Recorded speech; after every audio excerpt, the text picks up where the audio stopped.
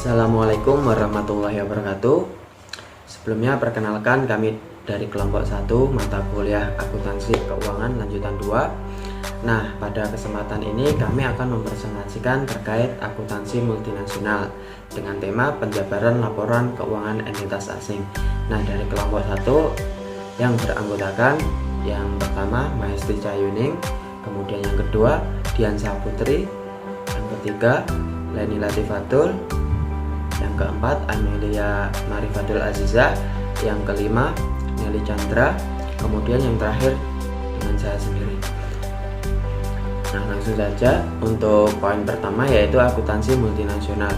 Nah, di sini ada beberapa poin. Yang pertama, pada saat perusahaan multinasional Indonesia menyusun laporan keuangan untuk pelaporan pada pemegang sahamnya, perusahaan harus memasukkan operasi yang berbasis di luar negeri yang dinyatakan dalam mata uang rupiah dan dilaporkan dengan menggunakan prinsip akuntansi yang berlaku umum di Indonesia. Kemudian, operasi di luar negeri tersebut termasuk anak perusahaan, cabang atau investasi dari perusahaan Indonesia. Selanjutnya, akuntan harus mempertimbangkan perbedaan dalam prinsip-prinsip akuntansi dan perbedaan dalam mata uang yang digunakan untuk mengukur operasi entitas luar negeri. Contohnya, anak perusahaan Indonesia di Inggris memberikan laporan keuangan ke induk perusahaan yang dinyatakan dalam pound sterling. Kemudian menggunakan sistem akuntansi Inggris yang berbeda dengan metode akuntansi dan pengukuran di Indonesia. Nah, selanjutnya menyajikan kembali laporan keuangan tersebut agar sesuai dengan prinsip akuntansi yang berlaku umum di Indonesia. Kemudian mentranslasikan laporan keuangan yang diukur dalam pound sterling menjadi nilai setara dalam rupiah. Yang terakhir, mengkonsolidasi akun-akun anak perusahaan yang telah ditranslasikan yang sudah diukur dalam rupiah dengan akun-akun induk perusahaan. Nah, selanjutnya ada subbab perbedaan dalam prinsip akuntansi. Nah, di sini ada beberapa perbedaan. Yang pertama, beberapa negara mengembangkan prinsip akuntansinya berdasarkan kebutuhan informasi dari otoritas pajak. Kemudian, negara lain mempunyai prinsip akuntansi yang dirancang untuk memenuhi kebutuhan dari pemerintahan pusat sebagai perencana ekonomi.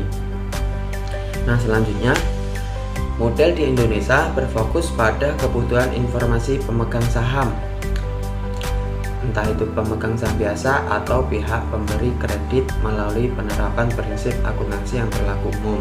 Kemudian standar pelaporan keuangan yang utama saat ini sedang dalam proses penyusunan oleh International Accounting Standard Board atau IASB, adalah sebuah badan yang memperoleh mandat untuk menyusun seperangkat standar laporan keuangan internasional dan mendorong seluruh pihak untuk mengadopsi standar yang berlaku secara internasional tersebut. Penentuan mata uang fungsional. Menurut PSAK nomor 11 tentang translasi mata uang asing memberikan panduan khusus untuk mentranslasikan laporan keuangan dari mata uang asing menjadi mata uang rupiah. Tujuan PSAK 11 adalah menyajikan hasil yang secara langsung memperlihatkan pengaruh perubahan ekonomi dari pergerakan nilai tukar PSAK 11, juga menjelaskan tentang pencapaian keuangan dan hubungannya dalam laporan keuangan dengan mata uang asing melalui proses translasi. PSAK mengadopsi konsep mata uang asing fungsional yang didefinisikan sebagai mata uang dari lingkungan ekonomi primer di mana entitas tersebut beroperasi. Umumnya mata uang tersebut adalah mata uang dari lingkungan di mana entitas tersebut terutama menghasilkan dan menerima kas. PSAK menyajikan 3 indikator yang harus dinilai untuk menentukan mata uang fungsional suatu entitas, yaitu arus kas, harga jual beban. Penentuan mata uang fungsional di lingkungan dengan tingkat inflasi tinggi. Pengecualian atas kriteria pemilihan mata uang asing dikhususkan jika entitas asing berlokasi di negara seperti Argentina dan Peru yang mengalami inflasi yang sangat tinggi. Inflasi yang sangat tinggi didefinisikan sebagai inflasi yang melebihi 100% selama periode 3 tahun. Baik, saya akan menjelaskan slide selanjutnya, yaitu ekonomi dengan inflasi sangat tinggi. PSAK memutuskan bahwa volatilitas dalam mata uang asing dengan hiperflasi mendistorsi laporan keuangan jika mata uang lokal dipergunakan sebagai mata uang fungsional entitas asing. Oleh karena itu, dalam kasus operasi entitas asing yang berada dalam perekonomian dengan tingkat inflasi yang sangat tinggi, mata uang pelaporan dari induk perusahaan Indonesia harus sebagai mata uang fungsional entitas asing. Yang slide selanjutnya yaitu perekonomian dengan inflasi tinggi. Setelah penentuan mata uang asing dari afiliasi asing, mata uang tersebut harus digunakan secara konsisten. Akan tetapi, jika perubahan dalam kondisi perekonomian mengharuskan perubahan dalam penentu mata uang fungsional afiliasi asing, maka perubahan akuntansi tersebut harus diperlakukan sebagai perubahan dalam estimasi hanya perlakuan saat itu dan perspektif saja. Tidak diperlukan penyajian kembali dari periode sebelumnya. Translasi versus pengukuran kembali laporan keuangan asing. Nah, di sini terdapat dua metode yang berbeda untuk menyajikan kembali laporan keuangan entitas asing ke dalam rupiah. Translasi laporan keuangan entitas asing ke rupiah, pengukuran kembali laporan keuangan entitas asing ke mata uang fungsional entitas tersebut. Nah, translasi adalah metode yang umum digunakan dan diterapkan jika mata uang lokal adalah mata uang fungsional entitas asing. Sebagai contoh, anak perusahaan Indonesia di Perancis menggunakan euro untuk pencatatan dan mata uang fungsionalnya. Laporan keuangan anak perusahaan harus ditranslasikan dari euro ke rupiah. Setiap selisih translasi yang terjadi akan dimasukkan sebagai komponen laba komprehensif. Pengukuran kembali adalah pengukuran kembali laporan keuangan entitas asing dari mata uang lokal yang digunakan entitas ke mata uang fungsional asing. Pengukuran kembali hanya diharuskan jika mata uang fungsional berbeda dengan mata uang yang digunakan untuk pembukuan dan pencatatan entitas asing. Setelah pengukuran kembali, laporan keuangan harus ditranslasi jika mata uang fungsional tidak dalam rupiah. Jika entitas asing menggunakan rupiah untuk mata uang pencatatan dan pelaporan, maka translasi dan pengukuran kembali tidak diperlukan.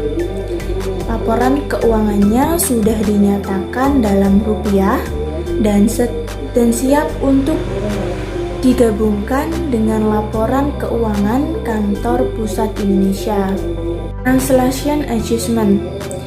Selisih kurs yang terjadi dari proses translasi adalah bagian dari pendapatan komprehensif entitas untuk periode tersebut. FASB 130 membutuhkan pelaporan laba rugi komprehensif sebagai bagian dari laporan keuangan utama sebuah perusahaan. Selanjutnya yaitu pengukuran kembali. Metode kedua laporan keuangan afiliasi asing dalam rupiah adalah pengukuran kembali. Meskipun pengukuran kembali tidak seperti yang biasa digunakan sebagai translasi, beberapa situasi yang ada di mana mata uang fungsional dari afiliasi asing tidak mata uang lokal. Pengukuran ini mirip dengan translasi, bahwa tujuannya adalah untuk mendapatkan nilai rupiah yang setara untuk akun afiliasi asing, sehingga mereka dapat dikonsolidasikan atau dikombinasikan dengan laporan perseroan. Kurs yang digunakan untuk pengukuran kembali bagaimanapun adalah berbeda dari yang digunakan untuk translasi, sehingga nilai rupiah yang berbeda untuk akun afiliasi asing. Proses pengukuran kembali membagi neraca ke rekening moneter dan non-moneter. Aktiva dan kewajiban moneter seperti uang tunai, jangka pendek atau piutang jangka panjang, dan jangka pendek atau hutang jangka panjang memiliki jumlah mereka tetap dalam unit mata uang. Aset non-moneter adalah akun seperti persediaan dan peralatan pabrik yang tidak tetap dan kaitannya dengan satuan moneter. Akun-akun moneter diukur kembali dengan menggunakan kurs saat ini. Akun ini tunduk pada keuntungan atau kerugian dari perubahan nilai tukar. Kurs historis yang tepat digunakan untuk mengukur saldo non-neraca moneter, akun dan pendapatan terkait beban, keuntungan, dan saldo rekening rugi. Selanjutnya yaitu pengukuran kembali gain or loss. Karena berbagai tarif yang digunakan untuk mengukur keseimbangan jejak mata uang asing, debit dan kredit dari neraca saldo setara rupiah mungkin tidak akan sama. Dalam hal ini, item balancing adalah keuntungan pengukuran kembali atau kerugian yang dimasukkan dalam laporan laba rugi periodik.